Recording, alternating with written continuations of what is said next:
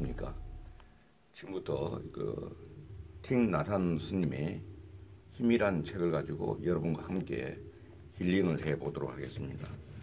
힐링에 관해서는 제가 알기로는 틱 나탄 스님이 대표적인 선두주자 아닌가 이렇게 생각합니다. 그래서 이 책도 보면은 멈출 수 있는 힘이 진정한 힘이다.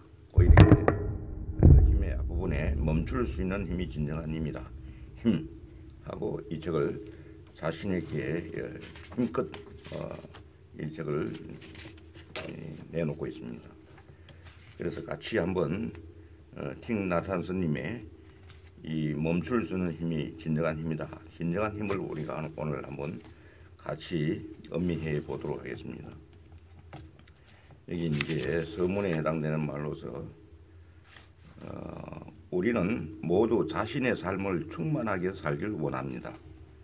누구도 자신의 삶이 낭비되길 원하지 않습니다. 그러기에 우리는 자신의 마음을 황무지가 되도록 내버려 둬서는 안 됩니다. 깨어있는 온 마음, 영어로는 mindfulness라고 하는데, 깨어있는 온 마음으로 사는 일은 마음을 기름진 땅으로 경작하는 일과 같습니다. 농부가 밭을 가려면 몇 가지 연장이 필요합니다.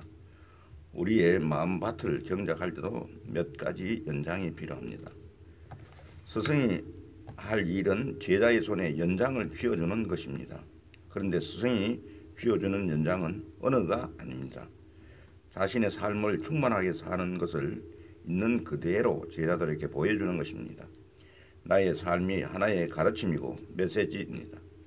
제자들은 나의 말이 아니라 나의 행동과 생활 속에서 마음을 경작하는 법을 스스로 깨달을 것입니다. 나는 앉고 걷고 먹고 수행자들과 교류하면서 가르침을 전하고 있습니다. 그 이야기합니다. 여기 그리고 프롤로그에는 불안과의 싸움에서 이기는 힘, 불안과의 싸움에서 이기는 힘이라는 주제로 해서 나는 오래전부터 불안을 치유하고 또 이기는 방법에 대해 이야기해 왔습니다. 우리 안에 질기게 자리 잡은 불안과의 싸움에서 이길 수 있는 유일한 방법은 깨어있는 온 마음, 마인드풀니스로 바로 여기 지금 이 순간을 사는 것뿐입니다. 그때만이 우리 마음의 평화가 깃들며 자신의 마음을 다스릴 힘을 가지게 됩니다. 평화는 불안의 반대어입니다. 우리 마음에 평화가 깃들면 불안은 사라집니다. 불안해지지 않겠다고 아무리 굳게 결심해도 불안은 사라지지 않습니다. 오직 깨어있는 온 마음으로 현재를 살 때만이 우리는 불안의 굴레에서 벗어날 수 있습니다 하고 저자는 얘기하고 있습니다. 그리고 이 책은 보면은 파트를 파트 1, 파트 2, 3 이렇게 나눠져 있는데, 파트 1에서는 멈출 수 있는 힘이 진정한 힘이다. 파트 2는 내 마음을 자유롭게 할 수 있다면, 파트 3는 일상생활에서 마음을 다루는 힘, 일상생활에서 마음을 다루는 힘, 이렇게 세 분야로 나누고 있습니다. 먼저 파트 1을 보면은 멈출 수 있는 힘이 진정한 힘이다. 그래서 절대로 뛰는 법이 없는 사업가를 알고 있다. 그는 걷기 위해서 스케줄을 늘 여유있게 잡는다. 그리고는 미국 덴버시의 도심을 느긋하게 걸으며 그 순간에 집중한다. 땅을 딛는 자신의 발을 온 마음으로 받아들이고 자신의 호흡에 집중하면서 따뜻한 햇살과 시원한 바람을 즐긴다. 걷는 동안 일을 어떻게 풀어나갈 것인지, 상대를 어떻게 대할 것인지 고민하지 않는다. 하지만 그는 언제 누구를 만나도 당당했고 어떤 문제든 지혜롭게 처리했다. 그는 자신을 진정 사랑할 줄 아는 사람이었다고 이렇게 내놓고 이런 얘기를 하고 있습니다. 그리고 파워 1에서는 우리 마음은 왜 쉽게 지치는가 라는 주제로 마음이 현재에 머물 수 있도록 붙잡아주는 수행을 불교에서는 정념이라고 한다. 발을 정자, 생각 염자. 정념은 붓다가 말한 깨달은 이가 될 수 있는 8가지 고귀한 수행, 즉 8정도 가운데 하나다. 염을 풀어보면은 현재를 뜻하는 이제 금과 마음을 뜻하는 마음심으로 되어 있다. 따라서 정념 수행은 마음이 현재에 바르게 머물 수 있도록 하는 수행이다. 영어로는 mindfulness, 즉 깨어있는 온 마음이다. 잠들지 않은 마음, 멀리 달아나지 않는 마음이어야 지금 이 순간 나와 내 주변에서 일어나는 일을 제대로 보고 바르게 받아들일 수 있다. 깨어있는 온 마음은 당신과 당신의 삶을 만날 수 있게 하는 힘인 동시에 당신을 지금 이곳으로 되돌아오게 도와주는 힘이다 하고 얘기합니다. 그리고 파워2에서는 사랑하는 것은 온전히 곁에 있어주는 것이다고 하는 주제로 당신이 너무 바빠서 아이들과 아내를 위해 시간을 낼 수 없다면 당신은 그들을 사랑한다고 할 수 없다. 사랑은 원할 때 곁에 있어주는 것이며 그를 위해 온전히 자신의 시간을 내주는 것이기 때문이다. 당신이 거기 있지 않은데 도대체 어떻게 그들을 사랑할 수 있겠는가 이렇게 이야기하고 사랑하는 것은 이처럼 진정 그의 곁에 있어주는 것이다. 이것이 붓다의 명상이다. 사랑하는 것은 온 마음을 실천하는 것이다. 깨어있는 온 마음은 우리의 몸과 마음을 하나로 엮어 그곳에 무엇이 있는지 누가 있든지 끌어안을 수 있게 해준다. 이것이 사랑이다. 당신에게 온 마음에서 나오는 집중이 없다면 사람들은 당신에게서 사랑받고 있다고 느낄 수 없다.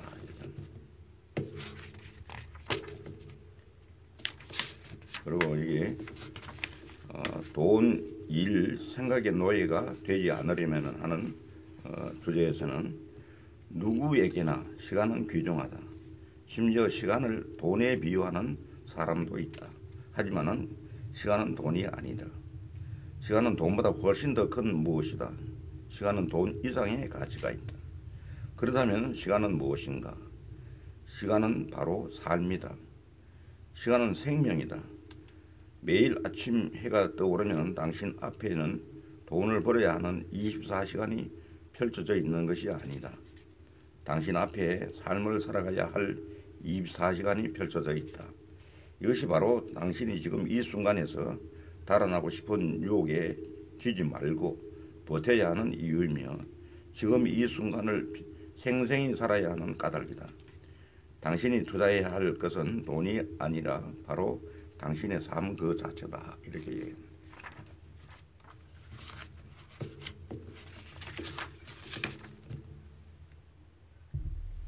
그리고 침묵에는 치유의 힘이 있다. 침묵에는 치유의 힘이 있다는 주제의 글에서는 때로 침묵은 말보다 더 많은 것을 알려준다. 단지 차를 마시며 보낸 침묵의 30분이 쉬지 않고 말을 나눈 1시간보다 값질 수 있다. 침묵은 말보다 더 깊은 설득력이 있으며 말보다 그 사람에 대해 많은 것을 알려준다. 그러나 사람들은 침묵을 두려워한다. 가끔 사람들은 묻는다. 두세 명이 함께 모여 대화를 하다가 도중에 갑자기 침묵이 들면 모두가 불편해져 무슨 말이든 하려다 보니 쓸데없는 말을 하게 된다며 어떻게 하면 침묵에서 자유로울 수 있느냐고 말이다. 이렇게. 침묵의 힘을 얻기 위해서는 약간의 훈련이 필요하다.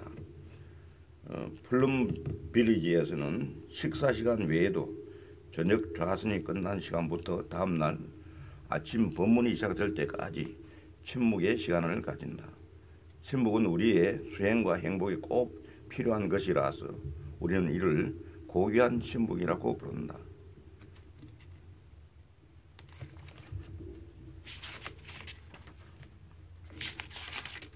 그리고 여기 보면 지금 내가 있는 이곳에 나를 두어라는 제목에서는 프랑스에는 행복해지기 위해 당신은 무엇을 기다리고 있는가? 라는 제목의 노래가 있다. 이 시의 첫 행, 나는 이미 도착했다. 나는 고향 집에 있다는 이 노래에 답하는 후렴구 같다.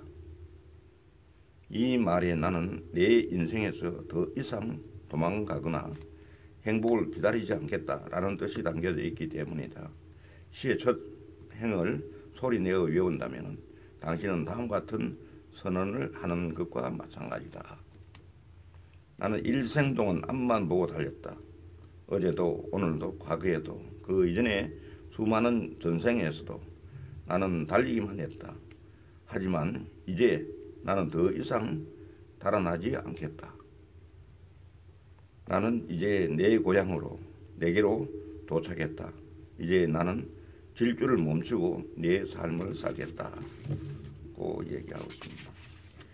우리의 본성은 태어남도 죽음도 끝도 시작도 두려워하지 않는다.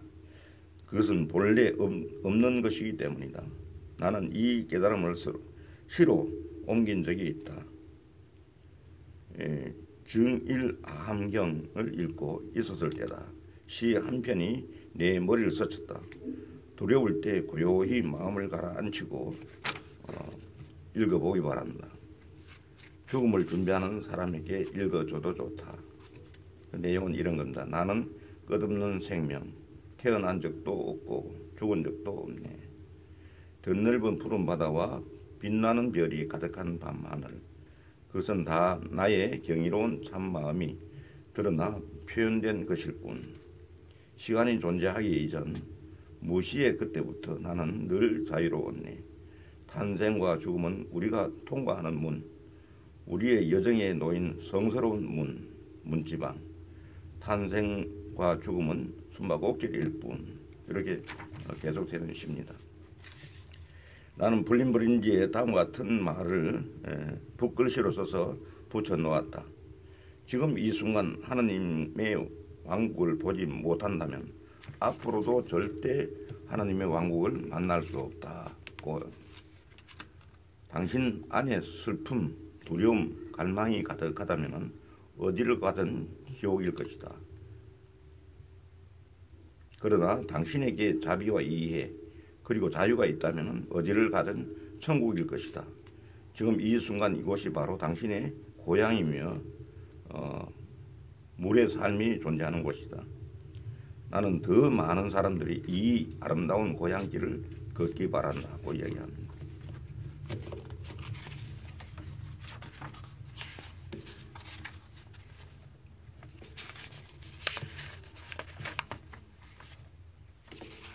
그리고 이 파트 2 내 마음을 자유롭게 할 수 있다면 하는 장에서는 깨어있는 온 마음이란 자신의 100%를 다해 현재에 머무는 능력이다.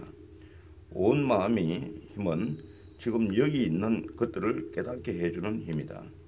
지금 여기 있는 것은 바로 당신 자신이며 당신이 사랑하는 사람들이다. 하지만 당신이 지금 이 순간 이곳에 머물 수 없다면 당신은 자기 자신뿐 아니라 자신의 고통마저도 깨닫지 못할 것이다. 또 사랑하는 이들이 여기 있음도 그들의 고통도 알지 못할 것이다. 따라서 당신이 지금 여기에 머물지 않는다면 당신은 자신을 사랑할 수도 남을 사랑할 수도 없다. 이렇게 이야기하고 있습니다. 그리고 여기 나의 온 마음은 지금 어디에 있는가라는 주제의 글에서 스님께서 상추나 배추 같은 것들을 가꾼다는 말을 들었습니다. 이게 이제 플림 빌리지를 방문한 한 지식인이 이렇게 질문을 하는 겁니다. 그게 과연 현명한 일일까요? 스님의 시간이 얼마나 귀한 것입니까? 이제부터 스님은 상추에 신경 쓰지 마시고 씨만 쓰십시오. 상추는 누구나 기를 수 있지만 씨는 아무나 쓸 수 있는 것이 아니지 않습니까? 이렇게. 나는 그에게 말해주었다. 저는 말입니다. 상추를 기르지 않으면 씨를 쓰지 못하겠더군요. 상추를 기를 때는 자신의 100%를 다해 온전히 그 일을 즐겨야 합니다. 그러면 좋은 씨는 저절로 써진다. 지금 여기에서 이 일을 잘 해낸다면 미래의 다른 일 역시 동일한 집중과 통찰력으로 잘 해낼 것이다. 뭐 이렇게 정리를 하고 있습니다. 그리고 우리를 가두는 것은 오래된 습관이다 하는 주제에 그래서 이 말이 맞습니다. 우리를 가두는 것은 오래된 습관이다. 여기서 이야기를 읽어보면은 먹기 위해 요리하는 것이 아니고 깨끗한 접시를 얻기 위해 설거지하는 것이 아니다라는 사실을 깨달아야 한다. 다만 우리는 요리하기 위해서 요리하고 설거지하기 위해서 설거지해야 한다. 일 자체가 당장 해치워야 하는 대상이 아니라 목적이 될 때 모든 일은 수행이 된다. 참으로 일상에서 얻을 수 있는 수행법이라고 이렇게 생각됩니다. 그래서 먹고 숨쉬고 요리하고 물 깃고 변기 닦는 그 모든 것이 습관을 물리치는 수행이 될 수 있다고 이렇게 얘기합니다.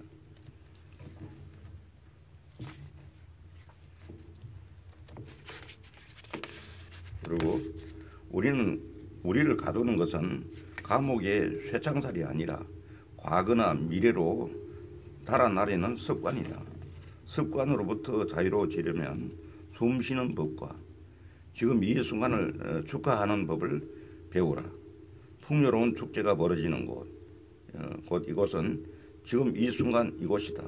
그 축제를 즐기고 싶다면 당신을 오랫동안 붙들고 있던 습관에게 부드러운 목소리로 이렇게 속삭여라.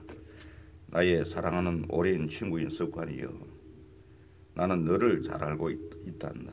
그렇지만 이번에는 내 마음대로 되지는 않을 거야. 이전처럼 나를 생각이라는 바람에 태워 먼 곳으로 보낼 수는 없을 테니까. 왜냐하면 나의 거대한 바다가 작은 파도에 밀려나는 것이 싫거든. 그래서 나는 지금 이 순간에 닻을 내리고 머물기로 했단다. 이 닻이 뭐냐고? 바로 깨어있는 온 마음으로 하는 호흡이란다.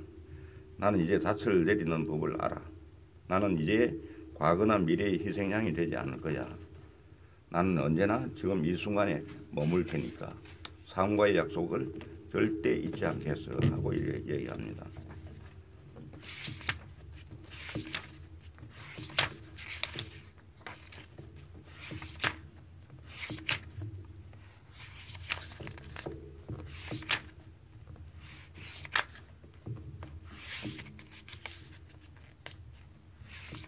그 다음에는 내 마음이 딱딱해졌을 때라는 주제에 그래서는 홀런빌리지의 스님들이 지켜야 할 제1계율은 모른다이다.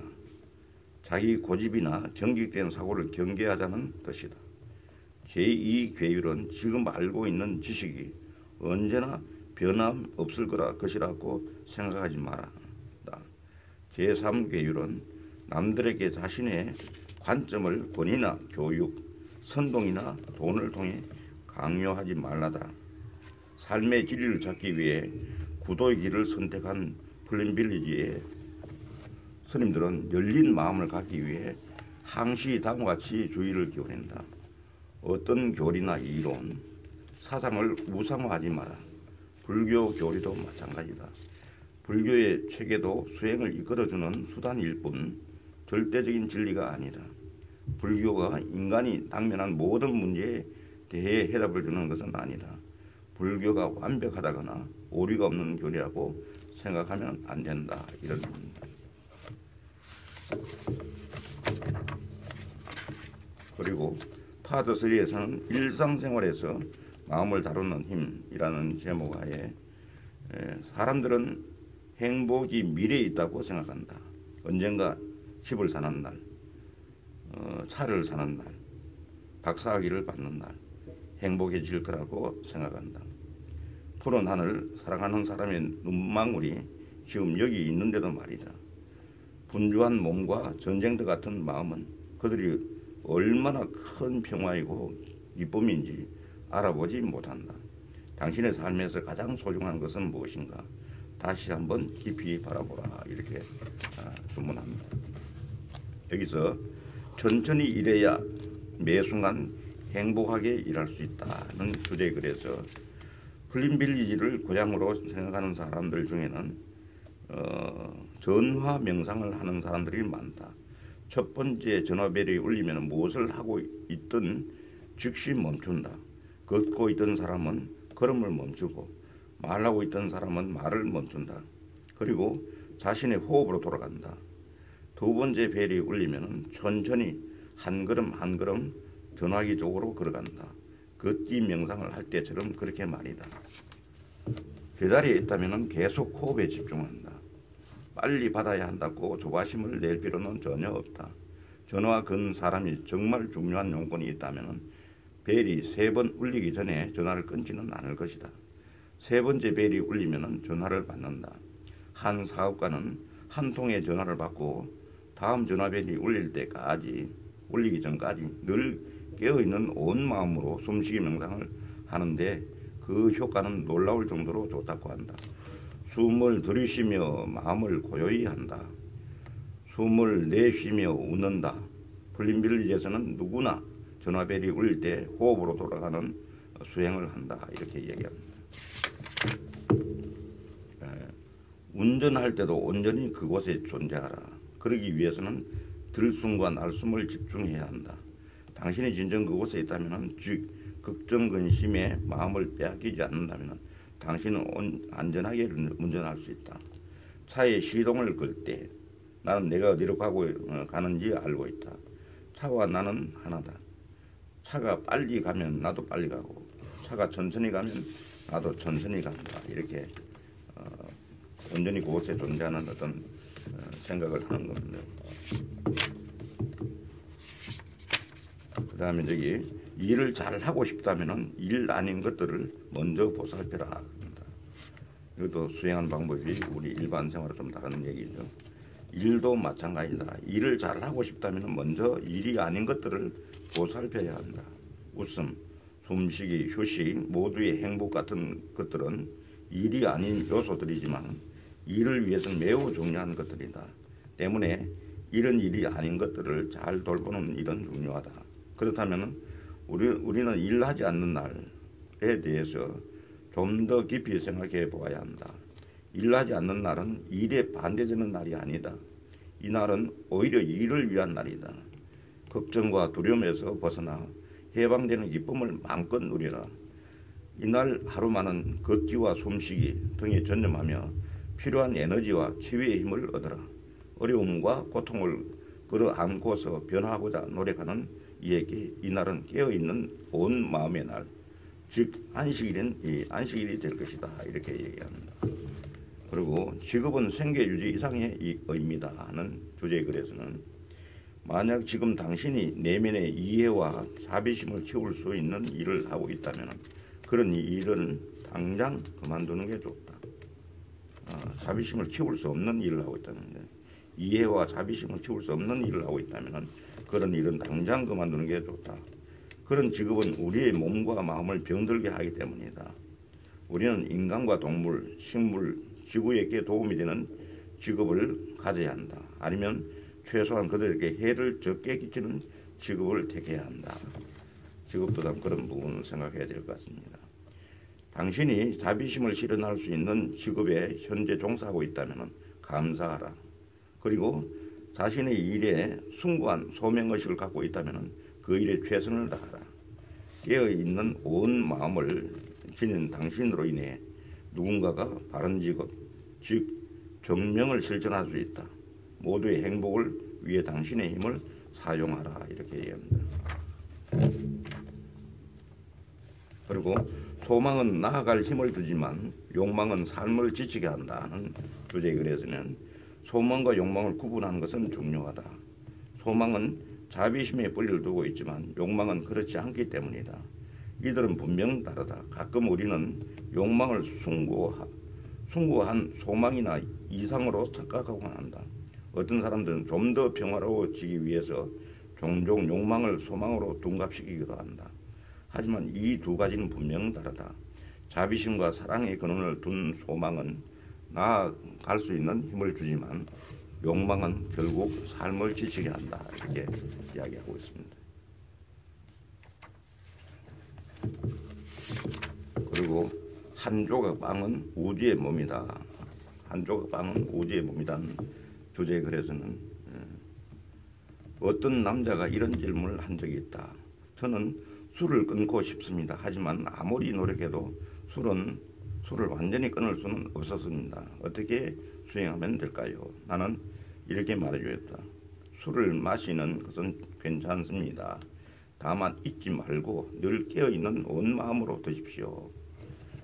이렇게 얘기했답니다. 깨어있는 온 마음으로 먹고 마시라는 깊이 들여다본 다음에 먹고 마시라는 의미와 같다. 습관적으로 먹고 마신다면 우리는 너무나 많은 것을 잃게 된다. 먹고 마시는 행위는 우리 자신이 여러 다른 생명들과 연결되어 있음을 보여주는 증거이자 자비심을 깨닫게 해주는 수행이기 때문이다. 이렇게 얘기합니다. 그리고 자신의 한계를 받아들인다면 행복을 찾을 수 있다는 글에서는 사람들은 누구나 행복하길 원한다. 그리고 자신은 지금 행복을 위해 정말 열심히 노력하고 있다고 생각한다. 하지만 때때로 그런데 행복은 도대체 언제 오는 거야? 라며 불만을 터뜨린다. 혹시 당신도 그런가? 그렇다면 한번 깊이 생각해 볼 일이다. 당신은 혹시 행복에 특별한 조건을 달아놓고 있지는 않은가? 이것만 있다면 정말 행복할 텐데, 혹은 저것만 없다면 내 삶을 정말 완벽할 텐데, 이런 생각은 매우 위험하다. 마치 다가오는 행복에게 내가 원하는 행복은 매우 특별한 거야. 나는 너 같은 행복을 원하지 않아. 라고 말하면서 빨간색 접근 금지 표지판을 들이대는 것 같다. 이럽니다. 행복을 찾고 싶다면 우선 자신을 알아야 한다. 먼저 자신의 한계를 깊이 바라보자. 혹시 지금 당신은 자신을 너무 여럿으로 쪼개 쓰고 있지는 않은가? 당신의 시간을 쏟는 대상들을 우선순위대로 살펴보라. 일의 90%, 친구들에게 5%, 그리고 가족들에게 그 나머지를 쓰고 있지 않은가? 이 순서가 당신이 소중하다고 생각하는 순서와 일치하는가? 그런 질문을 던집니다. 그리고 만일 혼자 감당하기 어려운 일을 하고 있다면 즉시 다른 사람에게 부탁하라. 자신을 도울 수 있는 사람을 찾아 주위를 둘러보라. 도움을 받는다는 것은 다른 사람에게 스승으로 나설 기회를 주는 것이다. 절대 당신을 대신할 사람이 없다는 생각 따위는 하지 마라. 처음에는 당신만큼 잘한다는 생각이 들지 않더라도 그들에게 기회를 주라. 당신은 그저 그들을 지지해주면 된다. 일은 종종 정치보다 더 강한 힘을 발휘한다. 당신은 일을 통해 사회를 변화시킬 수도 환경을 보호할 수도 있다. 하지만 중요한 그 일을 즐기면서 행복해야 한다는 사실이다. 이 세상에서 가장 큰 행복은 당신이 좋아하는 일을 자유롭게 하는 것이다. 그리고 그 일을 통해 당신이 바른 길을 가고 있음을 알고 만족하는 것이다. 깨어있는 온 마음을 꾸준히 수행한다면 누구라도 행복할 수 있다. 이렇게 이야기합니다. 평범한 사람도 깨달은 삶을 살 수 있다는 주제의 글에서는 깨달음은 산속으로 들어가 힘들게 이루는 게 아니라 지금 당신의 일터에서도 깨달음을 얻을 수 있다. 나는 차를 마시고 있다. 나는 내가 차를 마시고 있다는 것을 안다. 이것이 깨달음이다. 깨달음은 붓다의 경전을 공부한다고 해서 얻는 게 아니다. 깨달음은 거대한 무언가가 절대 아니다. 우리는 매일매일 작은 깨달음 속에 살고 있다. 차를 마실 때 걱정이나 두려움에 빠져 있다면 그것은 깨달음에 반하는 행동이다.